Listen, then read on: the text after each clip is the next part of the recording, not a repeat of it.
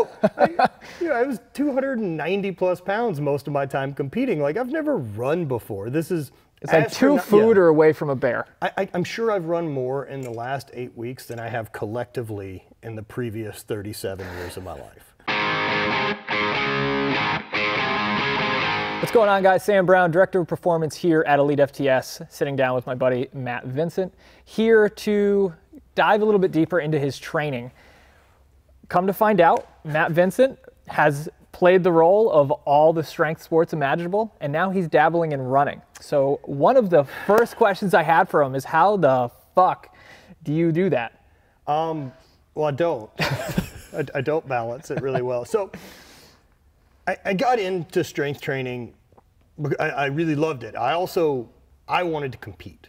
So I wanted to get better at a thing. I wanted to have a goal to chase, to have a program, to follow progress, to get better. Mm-hmm. And for me, if anything I was doing in the gym wasn't making competition better, then what the fuck are we doing? Mm-hmm. That's the thing.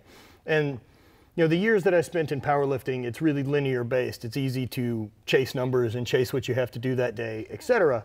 But once I'd kind of made a switch to Highland Games, where it's such a sub-maximal sport. Right. Right. So like, there's nothing worse that I thought or more embarrassing as an athlete who's competing in, say, Highland Games or something like that, a performance sport, mm-hmm. that I don't want to be the fucking strongest dude out there that sucks.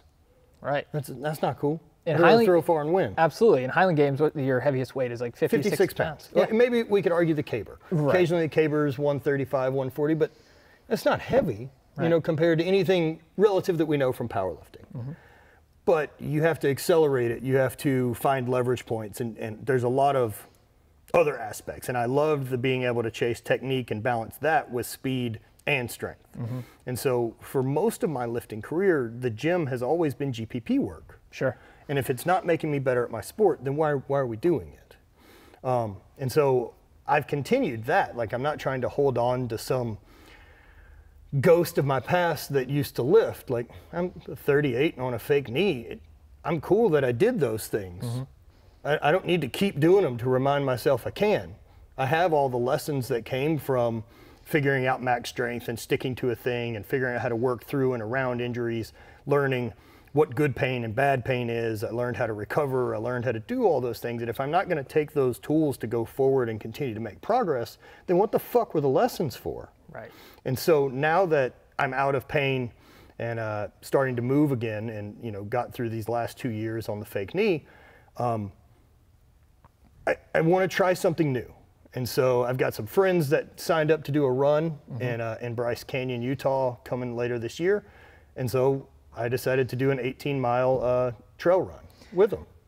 And so now I'm training for that. Which, like, is not just running. Like, you're dealing with altitude, you're dealing with terrain, you're dealing with all sorts of... 4,000 feet of elevation and 18 miles. I imagine it's going to take me, I think start time is at 6 a.m. Mm-hmm. and then the finish is at 3 p.m. So I have that long to get it done. Make it happen. That's all I care about. Like, I don't have any expectations of how quick I want to run. Mm-hmm. I just want to do it. I want the training leading up to it. My goal of the training intention-wise is not to miss any days. Mm-hmm. I just don't want to miss any of the runs, because it's really easy to get that bit that shit sucks, man. No, it sucks, dude. Like, I didn't want to get up and go run 10 miles this morning. Yeah. I don't want to do that, but now that I did it, there is something that comes from it, man, that you feel fucking unstoppable, because people don't have that fortitude. Mm-hmm. And so the lessons that have come from that side of things have been really, really, really good. But strength training wise, I mean, I'm still lifting 2 days a week, mm-hmm. and I'm still going to bench, I'm still going to squat, I still deadlift, and I still overhead press something. So I may be doing overhead press with kettlebells, or I may be doing it with, you know, a barbell or anything. You know, squats are going to be a belt squat or whatever is most convenient at that point. And it's all done to benefit the run. So I'm not trying to put any real weight on the bar. I'm doing more hypertrophy work and doing more rehab style stuff, so that the runs continue to feel good. Yeah, absolutely. Dude, going out for a 3-hour run, it's a long time to be on my feet. I truly would not know what that feels like. No, I was 290 plus pounds most of my time competing. Like, I've never run before. This is It's like 2 food or away from a bear. I'm sure I've run more in the last 8 weeks than I have collectively in the previous 37 years of my life.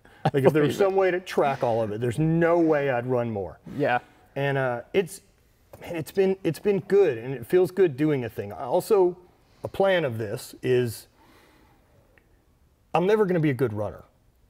And the benefit of me never being good is that I can just get into this and enjoy it and learn from it and get all the beginner gains of a new sport and then fuck off. Get the fuck out. Get right out of there. Maybe I'll decide like I'll run a 5K here and there just to hold on to some of it. Well, the fact of the matter is you can. Like to have the ability to be like, I can do this thing. I'm going to go run a quick 5K. I'll be back home. It takes under 36 minutes. Cool. I can go knock that out. It's great calories. Body feels good. I mean, do I want to do like a marathon after this? I doubt it. I doubt it. Well, you just don't want to be fucking limited by your body. Right. Look, I obsessed on a sport for 10 years. I got to be best in the world at it, and I'm infinitely proud and stoked that I did that. I'm also acutely aware that at 38 with a shitty knee, I'm not going to probably become best in the world at a second thing. And that's cool. That's okay. So let's just now find a bunch of other cool shit to do and learn as much as we can from. And I want to see what else this thing's capable of doing and adapting to other than just strength. What if I play to something that I'm not supposed to be good at? How much better at that can I get instead of the thing that I'm already adept to be good at? Right. I like that challenge now. Absolutely. And to bring it back to your training a little bit is one of the lessons that I think someone can, a younger coach or younger athlete can learn from your particular situation is that you focus in not necessarily on the bench, squat, deadlift, or whatever in its most traditional form. You use them as tools. Right. Tools in your toolbox that it's like, okay, there's a time and a place for this. There's a time and a place for kettlebells. There's a time and a place. And understanding when to utilize those tools in the right place. Like that's what world champions do is like they see the tools. They see what their goal is. And it's like, how do I use these tools better to be a thing? It's not like you walk around with a fucking hammer and you're like, I'm just going to fucking hammer shit. You say that. But I mean, we'll get into that in another discussion, but like there was a long time that I had to have a realization with myself of like, man, you've traveled around and met experts and talked to all these people and done all these things. And this was even after I'd got the knee done, before the mentality shift had really changed of like I was trying to rehab the way that I know how. Strength training the way that not that I know how, the way I like. Right. And so the problem with that is like I had a moment. I was like, man, you've traveled around and met all these people and got all this information and filled your toolbox with all these things, and you just keep grabbing the fucking hammer. Like, why? What are you doing? What are we accomplishing? Shit out of yourself. And as soon as I got to shift away from that and then focus on making my machine operate better, it's been nothing but forward progress. That's huge. Thank you guys for checking out this video. If you want to see the 4 exercises that Matt Vincent utilizes to help benefit his running career, but as well as to work on that fake ass knee he's got going. Click on the box to my side here, and we will see you in the next video.